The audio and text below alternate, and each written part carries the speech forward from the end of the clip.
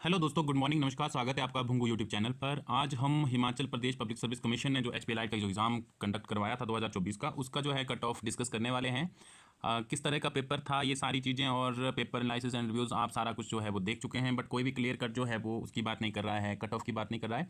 तो मुझे लगा कि इसको मैं एक बार कवर करता हूँ और साथ ही साथ जो है इसमें हम लोग ये देखेंगे कि किस तरह से पैटर्न था। जैसे कि आपने देखा होगा कि करंट अफेयर के क्वेश्चन थे, कुछ एचपीजी के क्वेश्चन थे और कुछ स्टेटमेंट बेस्ड क्वेश्चन थे। जिन लोगों ने एग्जाम दिया है उन लोगों को बेहतर तरीके से पता है।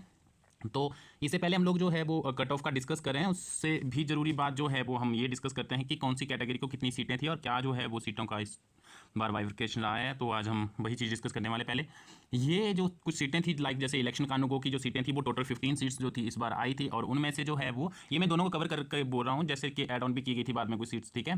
तो इसमें जो अनरिजर्व कैटेगरी की सीट्स थी वो 9 थी, और जो बार्ड ऑफ जो फ्रीडम फाइटर हैं उनके लिए एससी की एक थी, ठीक है, उनके लिए एक थी। एससी हिमाचल प्रदेश जो है वो 3 सीटें हैं।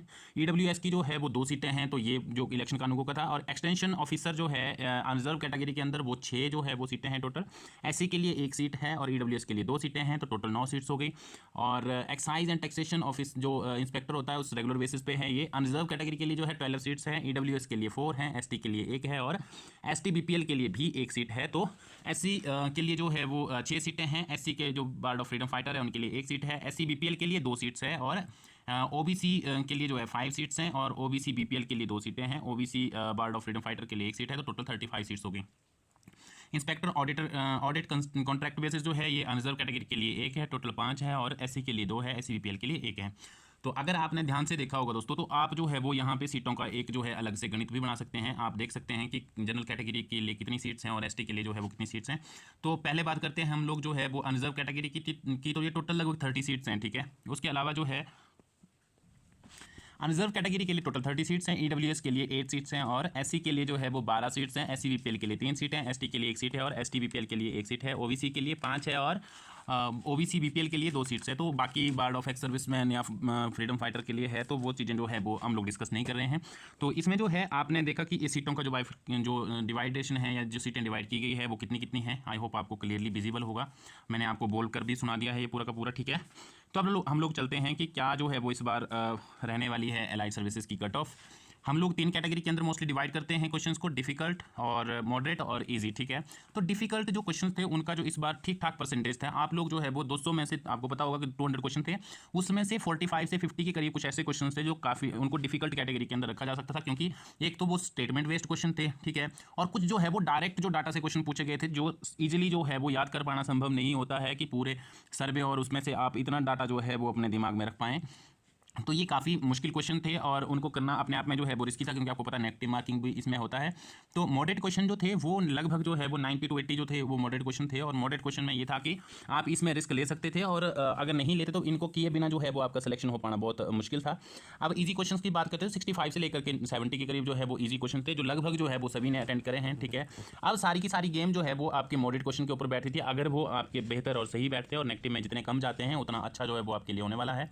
कैटेगरी वाइज में अगर बात करूं कैटेगरी वाइज कट ऑफ की, तो शेड्यूल कास्ट जो बीपीएल है उसमें हमने देखा कि 3 सीट्स जो है वो हमें देखने को मिली है।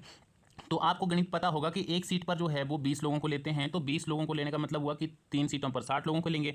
तो ये 60 लोग जो हैं वो एससी बीपीएल के अंदर आ सकते हैं, ठीक है।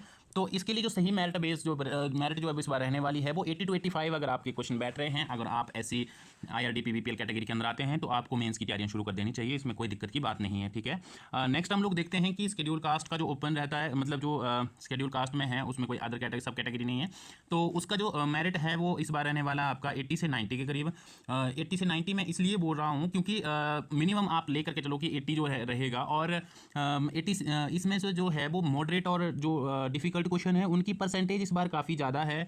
तो आप ये मान के चल सकते हैं कि 80 to 85 90 के करीब जो है वो ये रहने वाली है। ये थोड़ी और लो जा सकती है, जो मेरा मानना है कि आप 80 से भी -2 कर सकते हैं कि 80 78 75 समथिंग जा सकती है इस बार, ठीक है। और शेड्यूल ट्राइब का जो बीपीएल है उसकी जो है वो 78 से 82 के करीब जो है वो रहने वाली है इस बार। तो हालांकि एक ही सीट है, एक सीट पर 20 लोगों को लिया जाएगा, पर इसमें मुझे पक्का यकीन है कि ये हद अगर बहुत ज़्यादा हाई भी जाती है तब भी 85 से ऊपर नहीं जाने वाली है, जो शेड्यूल ट्राइब बीपीएल का जो है वो ये कैटेगरी सब कैटेगरी है इसमें। क्योंकि मैं पिछले 5-6 पेपर का एनालिसिस देख रहा था, तो उसमें मुझे ये चीज़ जो है वो देखने को मिली है कि बहुत ज़्यादा हाई मेरिट नहीं जाती है।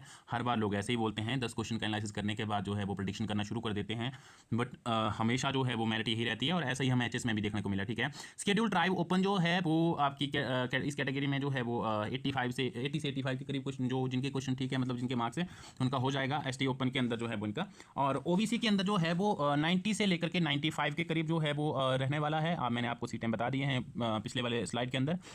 ईडब्ल्यूएस कैटेगरी के अंदर 92 से 98 के करीब जो है वो जाने वाली है मेरिट, और +-5 जो मैंने इसमें बताया था आपको, इसमें अच्छी सीट्स हैं। और जनरल कैटेगरी लास्ट में हम लोग देखते हैं, बहुत सारे लोग बोल रहे हैं कि 115 के ऊपर जो है वो मेरिट जाने वाली है, जबकि ऐसा पॉसिबल ही नहीं है। 115 मेरिट नहीं जाएगी।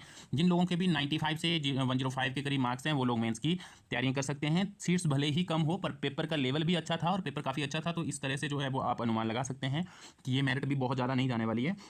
तो आप लोगों को जो है, जिनके भी मार्क्स जो है वो इस कैटेगरी के अंदर फॉलो हो रहे हैं, और जिनका जो है मैंने प्रेडिक्शन करा है, जिसमें इसमें बताया प्रेडिक्शन, तो क्या मतलब मैंने पिछले पेपर का एनालिसिस करने के बाद ही जो है वो इस चीज़ को डिस्कस किया, और इस पेपर को देखने के बाद। तो आई होप कि आप सबको जो है वो एक वैल्यूएबल इंसाइट जो है वो इसमें मिला होगा, और साथ ही साथ जो है वो आपको इसमें हेल्प मिली होगी।